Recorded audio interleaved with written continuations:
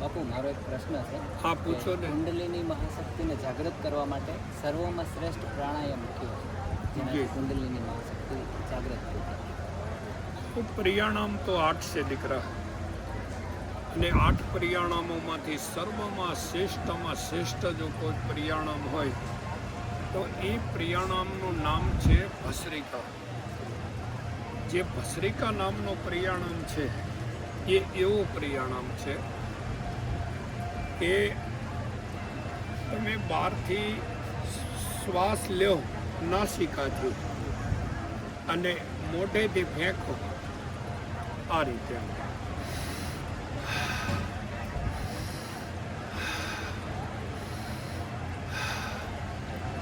નાસિકાથી પ્રાણ લેવાનો અને મોઢામાંથી ફેંકવાનો, આ એક પ્રિયાણામ છે.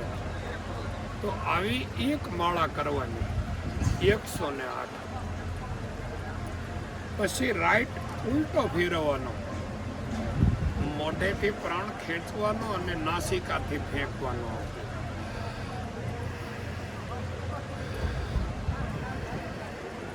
મોઢેથી ખેંચવાનો અને નાકેથી ફેંકવાનો. આ રેચક અને પૂરક નામનો પ્રિયાણામની 2 માળા પૂરી થાય એટલે ભસ્રિકા નામનો પ્રિયાણામ કરવાનો.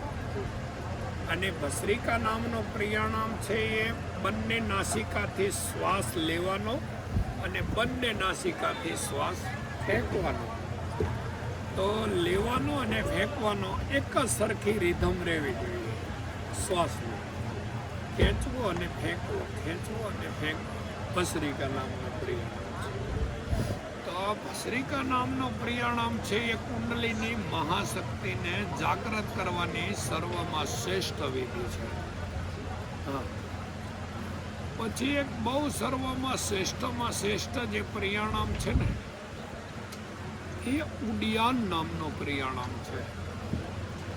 એ ઉડિયાન નામનો પ્રિયાણામ છે એને તમે આ રીતે મુઠ્ઠી વાળી અને 2 પલ્લું છે એના ઉપર રાખવાનો હાથ, અને જ્યારે શ્વાસ તમે અંદર ખેંચો ને ત્યારે હાથ ઊંચા થવા જોઈએ, અને જ્યારે તમે શ્વાસને ફેંકો ત્યારે હાથ નીચા થવા જોઈએ. તો રેચક અને પૂરક સાથે આ પ્રિયાણામની સાથે હાથની એક્શન જોડાઈ ગઈ છે.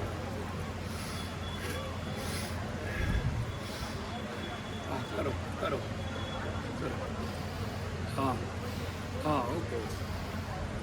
જેવી રીતે આસમાનમાં પંખી ઉડતું હોય ને, અને મીન અને વિહંગનો માર્ગ કહેવાય. જે વ્યક્તિના 10 પ્રાણ છે એને ઉલટા કરવા છે એના આ વિહંગનો માર્ગ છે. એટલે આ વિહંગમ માર્ગ કહેવાય. એટલે જેમ પંખી ઉડતું હોય ને આકાશમાં એ રીતે આમ પ્રિયાણામ છે એ કરી દેવાના રેચક પૂરક સાથે.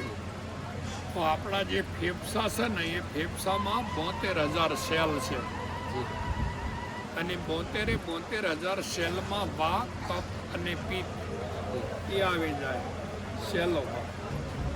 એટલે સેલમાં વા, કફ અને પિત્ત આવી જાય ને એટલે સેલનું જે ન્યુક્લિયસ છે ને એ બંધ થઈ જાય. અને સેલનું ન્યુક્લિયસ બંધ થઈ જાય ને એટલે સેલ અને કોશિકાની વચ્ચે જે એનર્જી ચેનલો હોય ને એને પ્રાણવાહા નાડીઓ કહેવાય. એ પ્રાણવાહા નાડીઓ 72,000 છે. કેટલી? અને 72,000 નાડીમાં કચરો આવી જાય. એટલે નાડી શુદ્ધ થાય તો જ અભ્યાસ જાગે. નકા આ લોકો આટલો બધો અભ્યાસ કર્યો પણ કોઈનામાં અભ્યાસ જાગ્યો નથી. જે જાગ્યો છે એવો જે દાવો કરે છે એ ખોટા જ છે, સાચા છે. જો તમારી નાડી શુદ્ધ થઈ જાય તો જ અભ્યાસ જાગે. અને અભ્યાસને જગાડવા માટે તમારે ન્યુક્લિયસ ચાલુ કરવું પડે સેલનું. તો સેલ અને કોશિકા, સેલ અને કોશિકા વચ્ચે એનર્જી ચેનલો છે. એ ચેનલો ચાલુ થાય આ ઉડિયાન પ્રિયાણામ.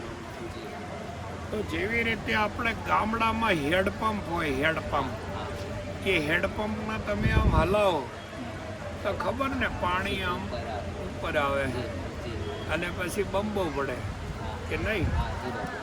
તો તમે જ્યારે આ ઉડિયાન નામનો પ્રિયાણામ કરો ને એટલે તમારી સપ્તમ ધાતુ જે છે ને બ્રહ્મચર્ય, જી એ બ્રહ્મચર્ય છે એ આમ ઊંચું આવે અને બ્રહ્મચર્ય સહસ્ત્ર દલ કમલમાં આવીને બધા સેલના ન્યુક્લિયસમાં જાય અને ન્યુક્લિયસ છે ને એ લિક્વિડને પ્રાણવાહા નાડીમાં જવા દે અને પ્રાણવાહા નાડી કોશિકાને હાલે અને કોશિકામાં સેલ માઇક્રો અને જેમ્સ હોય એનું થર્મલ સેન્સર છે એને લિક્વિડ મળે ને એટલે રાઉસ થઈ જાય એટલે ચારેય કેમિકલ મેજર થઈ જાય, ઓક્સિટોસિન, મેલાટોનિન, સેરોટોનિન અને ડોપામાઇન.